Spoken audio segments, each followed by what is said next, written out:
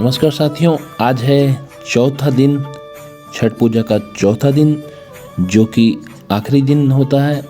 और आज है सुबह का अर्घ। आप देख सकते हैं सूर्य की लालिमा किस तरह खिल रही है। और मैं आपको ले चलता हूँ।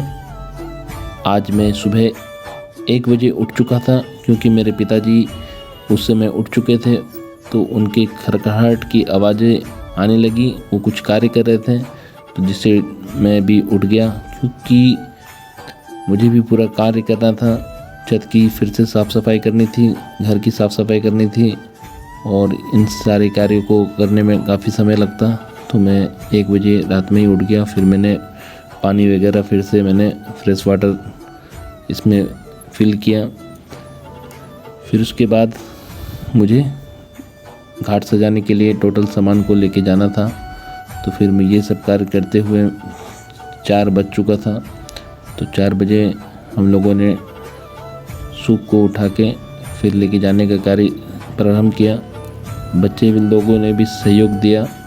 देख सकते हैं मेरे भतीजा अंकित, जो अभी इस वक्त लेके जा रहा है, और ये मेरी बेटी गुड़िया, जो अभी छठ का डाला उठा के जा रही है, जिसे घाट पे ये रखेंगे।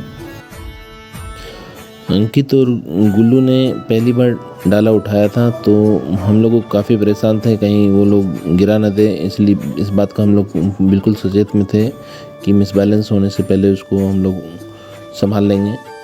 तो एक एक करके हम लोगों ने उन दोनों को अलग अलग करके भेज रहे थे, और जिसमें उसकी माँ ने भी देख सकते हैं पकड़ी हुई है, वो भी काफ़ी डर रही है। और गुल्लू ये जो भार है वो ज़बरदस्ती अपने माथे में खींच रही थी, जिससे वो बल का प्रयोग कर रही थी, तो जिससे मिसबैलेंस क्रिएट हो रहा था। और वो सोच रही थी कि जब अंकित कर सकता है तो मैं क्यों नहीं कर सकती। फिर अब ये मेरी भाभी और मेरी वाइफ दोनों घाट पे पहुंचते हुए इनका मैंने एक प्यारा सा वीडियो क्लिप बनाया, और ये लोग भी पहुंच चुके थे घाट पे।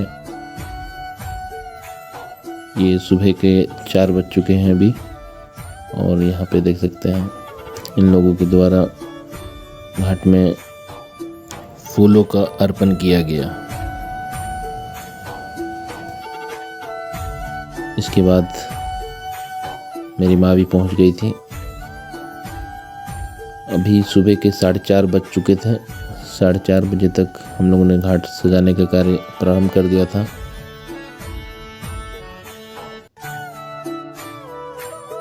दोस्तों, आज चौथा दिन है, और आप देख सकते हैं लगातार 4 दिन के व्रत करने के बाद माँ की आंखों पर आप साफ देख सकते हैं, इस थकान को आप महसूस कर सकते हैं। तो ये इनका आखिरी छठ व्रत होगा, ऐसी मेरी माँ का निर्णय लिया गया है। और मेरी भाभी ने ये निर्णय लिया है कि अब वो अगले साल से वो छठ व्रत हमारे घर पे मनाएंगी।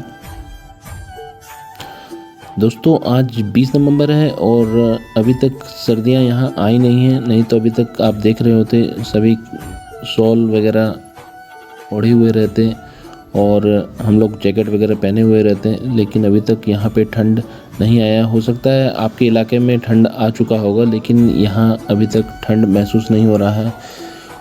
आपने पिछले साल का भी वीडियो देखा होगा, उसमें हम लोगों ने जैकेट पहन के रखा था, लेकिन अभी ठंड बोलूँ तो यहाँ पे पहुँचा ही नहीं है।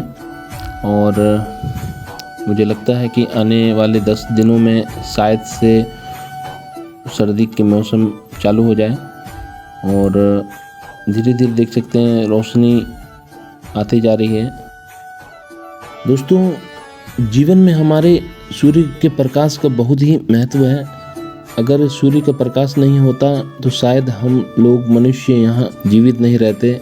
मनुष्य क्या कहिए कि कोई भी प्रजाति जीवित नहीं रहती, क्योंकि बिना सूर्य के किसी का भी जीवन संभव नहीं हो पाता। दोस्तों, सूर्य की किरणें जो होती हैं ना, मैं आपको बताना चाहूँगा, सूर्य की जो किरणें होती हैं उनमें बहुत ही गुण होता है, जैसा कि आपको पता भी होगा, साइंटिफिक रीज़न भी है। और टीबी जैसे एक गंभीर बीमारी जो है वो, अगर उसकी जो कीटाणु होती है, कीटाणु को अगर आप उबालते हुए पानी में अगर आप गर्म करेंगे तो वो जल्दी मरते नहीं हैं। लेकिन क्या है कि सूर्य के जो तेज प्रकाश होती है उस गंभीर कीटाणुओं को शीघ्र नष्ट कर देती है। आप कह सकते हैं कि सूर्य की जो पहली किरण होती है उसमें विभिन्न प्रकार के ऊर्जा मौजूद होते हैं, जिस ऊर्जा का हम लोगों को अर्पण करना चाहिए। प्रातः सुबह उठना चाहिए सभी को और इस सूर्य की पहली किरण को नमन करना चाहिए। दोस्तों, सूर्य की किरणें जो हैं ये हमारे जीवन के लिए अत्यंत महत्वपूर्ण है। इसका जो संपर्क होता है सुबह के समय, वो सूर्य की ऊर्जा जो है हमारे शरीर तक पहुंचती है उसमें। आपने अक्सर सुना होगा, जो लोग मॉर्निंग वॉक करते हैं, सुबह प्रातः जल्दी उठ जाते हैं, सूर्योदय से पहले उठ जाते हैं, वो लोग अच्छी सेहत के साथ अपने जीवन को जीते हैं। और जो व्यक्ति बाद में उठते हैं उनको आपने अक्सर कई गंभीर बीमारियों को सामना करते हुए देखा होगा। तो आपने ये भी देखा होगा, फॉर एग्जांपल आपने फूल को उगते हुए देखा होगा। फूल वो कब उगते हैं? जब सूर्य की पहली किरणें उन तक पहुंचती है, तब देखेंगे कि आप सुबह सुबह फूल सारे उग जाते हैं। वो क्यों होता है? वो रात की किरणों में क्यों नहीं होता है? दिन की तेज गर्म धूप में क्यों नहीं होता है? तो ऐसे कई सवाल हैं जिनका जवाब आपको अगर पता है तो आप हमें कमेंट में बताएं। फ़िलहाल मैं ले चलता हूँ, आपको दिखाता हूँ यहाँ की प्रकृति।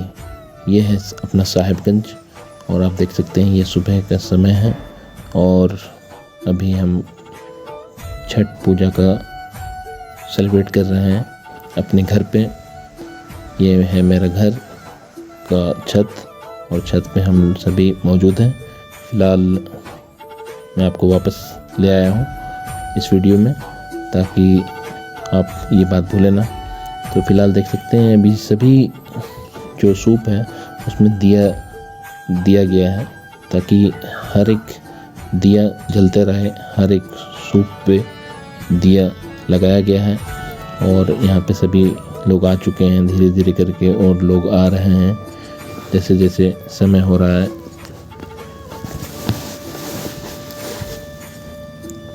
अभी दोपहर का 1 बज रहा है और मैं अभी वीडियो एडिट करने के दौरान देख रहा हूँ कि घर के सभी सदस्य थकावट से सभी सो चुके हैं। कोई भी सदस्य अभी जागा हुआ नहीं है मेरे को छोड़ के। तो क्योंकि मैं खुद सो गया था, मैं सो के उठ चुका हूँ और मैंने सोचा कि वीडियो जो शूट हुआ था उसे कंप्लीट कर लेता हूँ। तो इसके लिए मैं वीडियो एडिट कर रहा था, तो मैंने सोचा आपको बता दूँ कि ये लोग किस तरह थक चुके हैं। सब बेहोश हो चुके हैं। मैंने उठाने की कोशिश भी की लेकिन कोई उठ नहीं रहे हैं। कई लोग आए थे प्रसाद लेने के लिए तो मैंने उन्हें दिया प्रसाद अभी। और फ़िलहाल मैं वीडियो एडिट कर लेता हूँ। तो अभी सभी लोग आ चुके थे। तो सुबह का समय था, अभी समय नहीं हुआ था। सूर्य की जो किरणें हैं वो धीरे धीरे आ रही थी, लेकिन जब तक सूर्य का पूरा झलक हम लोग फर्स्ट इमेज नहीं देख लेते हैं। जैसे कि आप देख सकते हैं ये फर्स्ट इमेज है।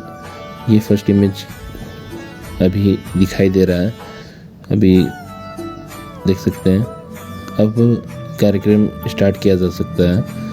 ये जो इसी क्षण का इंतज़ार था, क्योंकि लालिमा तो हम लोग देख रहे थे लेकिन ये सूर्य का जो पूरा आकार है ये हमें नहीं दिखाई दे रहा था। अब हम लोग लालिमा देख सकते हैं, उसके साथ सूर्य के जो लाल लाल जो सूर्य है ये आ चुका है। तो ये काफ़ी अच्छा लगता है। ये आप अपने आँखों से सूर्य को अपने आँखों से बिना कुछ चश्मा के लगाए आप सूर्य की तरफ देख सकते हैं, जिससे आपको कोई तकलीफ नहीं होगी। लेकिन ये क्या होता है कि दोपहर के समय में आप जब सूर्य को देखने की कोशिश करेंगे तो आप अपने आँखों से तो देख ही नहीं सकते हैं मुझे लगता है। और अगर देख भी लेंगे तो दूसरी चीज़ देखेंगे तो पूरा आपको अंधकार नज़र आएगा। तो फिलहाल सुबह का समय हो चुका था, सूर्योदय हो चुका था, अर्घ का समय हो चुका था, तो मैं वापस आया और अब अर्घ के लिए सूप को उठा के अपनी माँ को दिया ताकि अब अर्घ दिया जा सके। तो ये पहला अर्घ था। टोटल ऐसे 10 सूप हैं जिसमें हम सभी को अर्घ देना है। तो ये हम अर्घ दे रहे हैं। तो धीरे धीरे करके सभी सदस्य आ रहे थे और वो अपनी अपनी पारी पारी से अर्घ दे रहे थे। तो सुबह का समय था तो दूध से भी अर्घ दिया जाता है। तो अभी हमें ताज़ा दूध नहीं मिल सका तो हम लोगों ने गंगा जल और पानी से ही हम लोगों ने इस अर्घ को दिया। हम लोगों ने गंगा जल ले आए थे गंगा घाट से।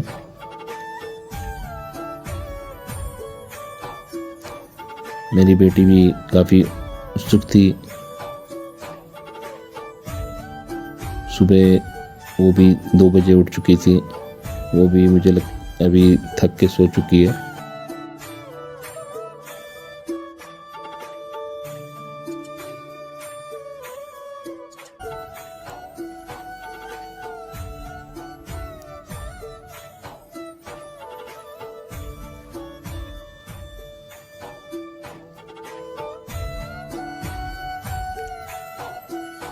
मुझे भी वॉइस ओवर करते वक्त काफ़ी परेशानी हो रही है, कभी कभी आंख बंद हो जा रहा है, लेकिन इस वीडियो को पोस्ट करना है तो मैं इस वीडियो को कंप्लीट कर लेता हूँ, तब तक मैं बोलता रहूँगा। तो फिलहाल मैं आपको जानकारी देते रहूँगा। तो भगवान सूर्य के जो ये पूजा है ये क्यों किया जाता है इसके बारे में भी बताना चाहूँगा, लेकिन उससे पहले मैं आपको बता दूँ कि अभी सभी का सहयोग है इस पूजा कार्य में। आप देख सकते हैं मेरे पिताजी भी काफ़ी सहयोग कर रहे हैं इस पूजा में, और मेरी वाइफ जो है उसने भी काफ़ी सहयोग किया है, और मेरी भाभी का भी काफ़ी योगदान रहा। वो कल रात में चली गई थी माँ का पाँव हाथ दबाने के लिए, क्योंकि उनके शरीर में काफ़ी थकान हो गया था मेरी माँ को। तो उन्होंने रात में चली गई थी, उनकी सेवा की। उसके लिए भी आपको बता दूं काफ़ी कुछ करना पड़ता है, लोग परेशान रहते हैं। ऐसा नहीं कि कोई एक पूजा कर रहा है तो बाकी सभी रेस्ट कर रहे हैं। तो सभी लोग घर के इस कार्यक्रम में अपना योगदान देते हैं, महत्वपूर्ण योगदान होता है उनका। तो अब मैं आपको बता दूं कि ये जो भगवान सूर्य हैं इनके बारे में मैं आपको बताना चाहूँगा। तो हिंदू धर्म में जो सूर्य देवता है, सूर्य को देवता माना जाता है। हिंदू धर्म में सूर्य को क्या माना जाता है? देवता माना जाता है, क्योंकि उसे जीवन का स्वामी और प्रकाश का स्रोत माना जाता है। सूर्य की उपासना मन, विचन और क्रिया के माध्यम से होता है, और इसे सूर्य नमस्कार, आसन विधियों के माध्यम से भी किया जाता है। तो हिंदू धर्म जो है वो सूर्य को सृष्टि की उत्पत्ति का कारण मानता है। अगर सूर्य नहीं होता तो हमारा पृथ्वी भी नहीं होता। जो पृथ्वी हमारा है वो सूर्य की परिक्रमा करता है, ये आपको पता होगा। तो ये जो प्लैनेट है, ये जो हमारा अर्थ है, इसमें जीवन की उत्पत्ति का जो कारण है वो उसमें भी सूर्य की अहम भूमिका है। और इस पूरे विश्व में सिर्फ एक ही धर्म है, वो हिंदू धर्म, जो सूर्य को भी भगवान मानता है और उसकी भी पूजा करता है। और मैं बता दूं आपको कि ये जो छठ पूजा का व्रत है, इस व्रत को पांडवों ने भी किया था अपने काल में, महाभारत के काल में। और ये जो है आपका रामायण काल में भी हुआ था। ये पौराणिक कथाओं के अनुसार कहिए, जब 14 वर्ष के वनवास के बाद जब भगवान राम अयोध्या वापस लौटे थे, तब रावण का वध जो किए थे, तो रावण आपको पता होगा वो एक ब्राह्मण था।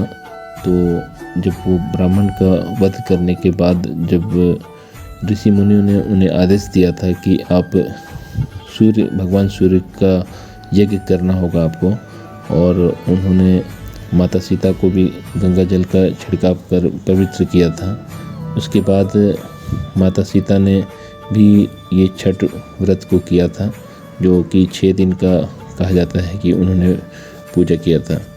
तो ऐसा हमारे पुराणों में भी लिखा गया है। और पुराणों के अनुसार जो है इसका एक स्टोरी है। एक राजा हुआ करता था जिसका कोई संतान नहीं था। इसके लिए उसने हर जतन कर डाला, हर कार्य कर डाला, लेकिन कोई फ़ायदा नहीं हुआ था उन्हें। वो राजा जो थे वो आत्महत्या करने का मन बना चुके थे। उनका नाम शायद प्रियव्रत था, और मुझे स्पष्ट याद नहीं है अभी। तो उन्होंने आत्महत्या करने का मन बना चुका था। एक दिन उनके सपने में जो छठ मैया है वो प्रकट हुई और उन्होंने सूर्य की उपासना करने को कहा उनसे। तो राजा ने ऐसा ही किया, और ऐसा करने के कुछ दिन बाद उन्हें संतान की प्राप्ति हुई। इसके बाद राजा ने अपने प्रजा को इसको बताया। धीरे धीरे ये बात पूरे गांव में फैल गई और धीरे धीरे पूरे देश में फैलने लगी, और सभी लोग इस तरह करने लगे। और उनका जो फिर एक्सपीरियंस होता गया छठ पूजा को लेके, वो लोगों में आस्था दिन प्रतिदिन बढ़ती गई। ऐसा भी कहा जाता है कि ये जो व्रत है, एक और कहानी है मैंने सुना था। वो एक कुष्ठ रोग वाला व्यक्ति जो था, उसे कुष्ठ रोग हो गया था। तो उसने ये बात सुनी थी कि छठ मैया का जो व्रत करता है उनके सारे कष्ट और पीड़ा सभी दूर हो जाते हैं। तो उसने ये उपासना, फिर सूर्यदेव की उपासना की, छठ व्रत किया। छठ का व्रत करने के बाद उसका जो कुष्ठ का रोग है ये समाप्त हो गया। तो लोगों में आस्था दिन प्रतिदिन बढ़ते जा रही थी। तो अभी भी आप देख सकते हैं कि लोगों में जो आस्था है वो घटने का नाम नहीं लेती हैं। आप जब जाएंगे छठ पूजा के दिन घाट पे, तो लोगों का जो भीड़ होगा वो देख के आप समझ जाएंगे कि इसकी क्या मान्यता है, लोग क्यों इसको इतना महापर्व के रूप में मनाना का कार्य करते हैं। मैं आपको बता दूं कि इस व्रत को करते वक्त लोग काफ़ी सचेत रहते हैं, काफ़ी धैर्यपूर्वक कार्य करते हैं, और वो अपने परिवार के सदस्यों को भी सचेत रखते हैं कि उनके परिवार एवं उनके द्वारा कोई मिस्टेक ना हो इस व्रत को करते वक्त, क्योंकि इसका परिणाम बहुत उल्टा भी हो सकता है।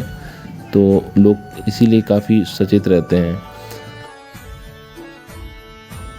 दोस्तों, ये जो छठ पूजा होता है ये हमारे समाज का साल का आखिरी महापर्व होता है, जिसे हम काफ़ी धूमधाम से मनाते हैं और सभी परिवार के सदस्य एकजुट हो जाते हैं। अगर जो लोग बाहर भी रह रहे होते हैं वो लोग भी समय पे घर वापस आ जाते हैं, ताकि वो अपना सहयोग इस महापर्व में दे सकें। अपने घर के सदस्यों के साथ वो जुड़ के इस पर्व को अच्छी तरह से मनाते हैं। और आप लोगों को जैसे पता ही होगा, क्योंकि इस समय जब समय होता है छठ पूजा में, लोग अक्सर कहीं पे भी रहते हैं, ज़रूर एक बार साल में एक बार इस पर्व को मनाने के लिए वो घर पे वापस ज़रूर आते हैं। आपने न्यूज़ में भी देखा होगा, जब वो समय होता है तो उस वक्त ट्रेनों में किस तरह भीड़ होती है। लोग घर आने के लिए कितने उत्सुक होते हैं कि वो विदाउट रिजर्वेशन भी ट्रेन की बोगी में चढ़ के आ जाते हैं, क्योंकि उस समय रिजर्वेशन मिलना बहुत ही मुश्किल होता है और लोगों को ये भी पता नहीं होता कि उन्हें छुट्टी मिलेगी कि नहीं मिलेगी। और ऐन वक्त में अगर उन्हें छुट्टी मिल जाती है तो रिजर्वेशन होना नामुमकिन सा हो जाता है उनके लिए, और वो किसी भी कीमत पे इस पूजा को मिस नहीं करना चाहते हैं। इस एवज में वो बिना सोचे समझे वो ट्रेन रिजर्वेशन बिना कराए वो किसी तरह धक्का खा के कहिए या कैसे भी करके वो अपने घर के लिए निकल जाते हैं। वो होते हैं हमारे सच्चे जो भक्त होते हैं वो ऐसा कार्य करते हैं और घर वापस आके इस पूजा में अपने परिवार के सदस्य के साथ शामिल होते हैं और पूरे जश्न के साथ इस त्यौहार को मनाते हैं। आपने देखा होगा और सुना भी होगा। तो मैं अब इसी के साथ ही ये जो है हमारा जो ये अर्घ का कार्य है मेरी माँ का, ये समाप्त हो रहा है। ये आखिरी समय है। इस लम्हों को मैंने भी अपने कैमरे के माध्यम से अपने आप को कैद किया और आप देख सकते हैं सभी लोग परिवार के सदस्य अभी भी मौजूद हैं। बच्चे वहाँ पे खेल रहे हैं और मैंने उनको बताया था कि आप ज़्यादा बीच में मत आइए क्योंकि आपके द्वारा कुछ भी मिस्टेक हो सकता है, क्योंकि बच्चे हैं उनसे गलतियां हो सकती हैं। तो मैंने उनको सभी गलतियों से दूर रखने के लिए एक साइड में मैंने चेयर में उन्हें बैठने को कहा था। तो वो साइड पे ही बैठे हुए थे। मेरे बातों को काफ़ी ध्यानपूर्वक सुन के वो काफ़ी अच्छे से नियमों का पालन कर रहे थे। और इसी के साथ ही ये देख सकते हैं सूर्यदेव को, सूर्यदेव किस तरह आ रहे हैं उजाला फैलाने हमारी सृष्टि को।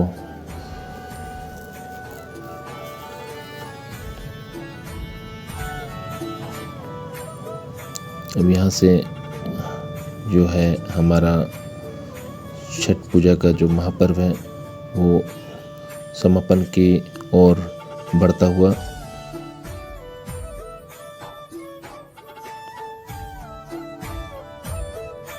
मेरी माँ ने कुछ मुझे बताया कि इस जो मैं तुम्हें इसे बांध के दूंगी तो इसे आप गंगा में प्रभावित कर देना। तो मैंने बोला ठीक है माँ, मैं इसे गंगा में प्रभावित कर दूंगा। और ये देख सकते हैं ये अभी हवन किया जा रहा है। पूजा अर्चना करने के बाद अब यहाँ पे हवन का कार्य किया जा रहा है। भगवान सूर्य को नमन करते हुए हवन किया जा रहा है। सभी परिवार के सदस्य एवं लोगों के द्वारा हवन किया गया, हवन कार्य को पूर्ण किया गया।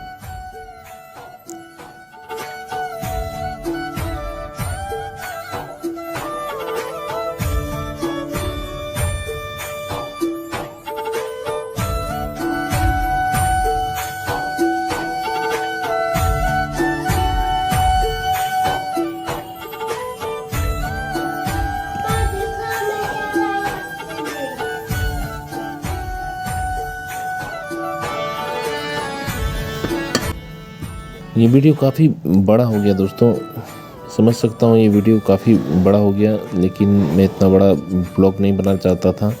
लेकिन मैं हर एक पल को कैद करना चाहता था इस ब्लॉग के माध्यम से, क्योंकि ये मेरी माँ का आखिरी छठ व्रत था और इसे धूमधाम से मनाया गया। और आप देख सकते हैं वीडियो में आपका बने रहने के लिए मैं आपका धन्यवाद कहता हूँ। आप सभी का बहुत बहुत आभारी प्रकट करता हूँ कि आप लोग वीडियो में शामिल रहें, अंत तक बने रहें। इसके लिए पुनः मैं आपको एक बार फिर से धन्यवाद कहता हूँ। अब ये आखिरी जो पल है, ये है आखिरी वो पल जो कैद हो रहा है मेरे कैमरे के माध्यम से।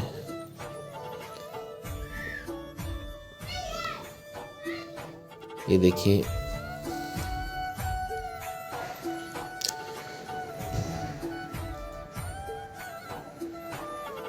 श्रद्धा और विश्वास का जो ये महापर्व है, महापर्व जिसका समापन हो चुका है।